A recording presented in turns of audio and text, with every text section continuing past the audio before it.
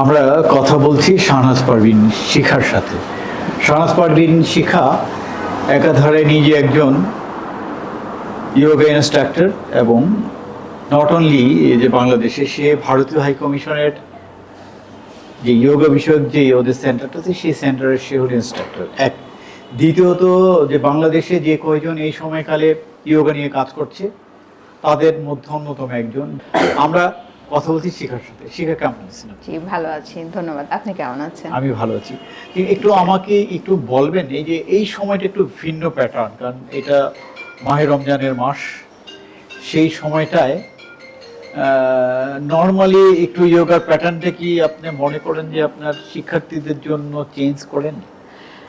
অবশ্যই, কারণ রোজার সময় আমাদের স্বাভাবিক যে খাবার দাবারটা থাকে সেটা অবশ্যই একটু হলেও ভিন্ন হয়, যেহেতু আমরা সারাটা দিন না খেয়ে থাকি, একটা ডিহাইড্রেশনের ব্যাপার আছে, অনেক কিছু একটা আমাদের শরীরে ইম্প্যাক্ট ফেলে। তো এই সময়ে আমরা যেভাবে স্বাভাবিক যে খাবারগুলো খাই, দেখা যায় যে রোজার সময় আমরা কি করি, অনেক ভাজা পোড়া খাবার খাই, যেটা একদমই আমাদের খাওয়া উচিত নয়। হ্যাঁ, অনেক সময় আমরা ফলের জুস খাই, চিনির শরবত খাই, এগুলো আমাদের সারাদিন খালি পেটে থাকার পরে হঠাৎ করে আমরা প্রায় 24 ঘন্টা বা এরকম 10-12 ঘন্টা যখন আমরা না খেয়ে থাকছি, 10-12 ঘন্টা না খেয়ে থাকার পরে আমরা যখন হঠাৎ করে চিনির শরবত খাচ্ছি বা আমরা হঠাৎ করে খুব ফলের জুসটা খাচ্ছি, তখন কি হচ্ছে যে আমাদের বডিতে যে গ্লুকোজের যেটা আমাদের গ্লুকোজের যে বৃদ্ধিটা ওই হঠাৎ করে খুব বেড়ে যায় গ্লুকোজটা। হ্যাঁ, তো এই জন্য আমাদের উচিত যে যখন আমরা রোজাটা ভাঙবো, তখন আমাদের শুধু সাদা পানিও খেতে পারি অথবা একটু হালকা খেজুর খেয়ে আমরা রোজাটা খুললে খুব বেশি ভালো হয়। তারপর আমরা ফল খেতে পারি, ফল কেটে খেতে পারি। অর্থাৎ আপনি কি জুস জাতীয় খাবারটাকে আমরা যদি অ্যাভয়েড করি সেটা খুবই ভালো হয়। আর ভাজা পোড়া তো নয়, ভাজা পোড়া তো আমরা খাবোই না, কারণ আমাদের স্টোমাক খালি ছিল 16-17 ঘন্টা। আমাদের বাঙালি কালচারে আমরা এটাই করি যে আমরা ওই যে পেঁয়াজু বলেন, বেগুনি বলেন বা আলু চপ, এগুলো আমরা খুব কাবাব টাবাব এগুলো খাই, কিন্তু এগুলো আপনি হিসাব করবেন একটা পেঁয়াজু বা একটা বেগুনি একটা আলু চপে মিনিমাম 150 থেকে 200 ক্যালোরি থাকে, এক একটা বেগুনিতে এক একটা পেঁয়াজুতে। তখন যখন আমরা একটা পেঁয়াজু খাচ্ছি, একটা বেগুনি খাচ্ছি বা একটা আলু চপ, এরকম একটা একটা করে খেতে খেতে আপনি হিসাব করেন যে আপনি এক রোজার ইফতারিতে, শুধুমাত্র ইফতারির সময় আপনি 1000 থেকে 1500 ক্যালোরি খেয়ে ফেলছেন।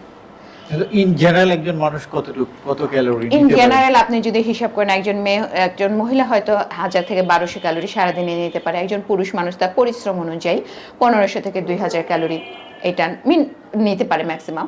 কিন্তু আমরা কি করছি যে আমরা রোজার পরে, রোজাটা খুলে ইফতারিতেই কিন্তু আমরা 1000 থেকে 1200 ক্যালোরি আমরা নিয়ে নিচ্ছি। তাতে করে কি খুব বিপজ্জনক? অবশ্যই বিপজ্জনক হচ্ছে। যেমন ধরেন হঠাৎ করে আমাদের গ্লুকোজ বেড়ে যাচ্ছে, রক্তের চিনির পরিমাণ বেড়ে যাবে, যেটা তারপর আমরা অনেক সময় বলি কি আমি তো সারাদিন না খেয়ে থাকলাম, 1 মাস রোজা রাখলাম, তারপরে আমি কেন শুকাতে পারলাম না, আমার কেন ওয়েট কমলো না।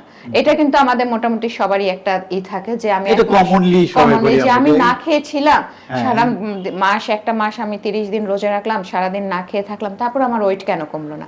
কিন্তু আমরা তো হিসাব করছি না, আমরা তো এক বেলায় 3 বেলার খাবারটা খেয়ে নিচ্ছি, ক্যালোরিটা আমরা অ্যাবজর্ব করে নিচ্ছি, তারপর আমরা আবার সন্ধ্যা রাতে খাচ্ছি, আবার আমরা ভোর রাতে খাচ্ছি, তাহলে আমরা হিসাব করি যে আমরা কতটা ক্যালোরি নিচ্ছি। আমার বডি কিন্তু খাবার বোঝে না, ভাত চাল বোঝে না, আমার বডি ক্যালোরি বোঝে, শর্করা বোঝে, আমিষ বোঝে, এগুলো বোঝে, প্রোটিন বোঝে। তো আমরা কি করছি, প্রোটিন কিন্তু খুব কম খাচ্ছি। দেখেন আমরা খাচ্ছি কার্বোহাইড্রেট, তেলে ভাজা, পোড়া, চিনি, সুগার, আমরা বিভিন্ন রকমের শরবত খাই, ফ্রুট জুস খাই, তার মধ্যে আমরা এটা চিনির শরবত খাচ্ছি, লেবুর শরবত খাচ্ছি, লেবুর শরবতে আমরা চিনি দিচ্ছি, যেটা আমাদের শরীরের জন্য খুবই খারাপ।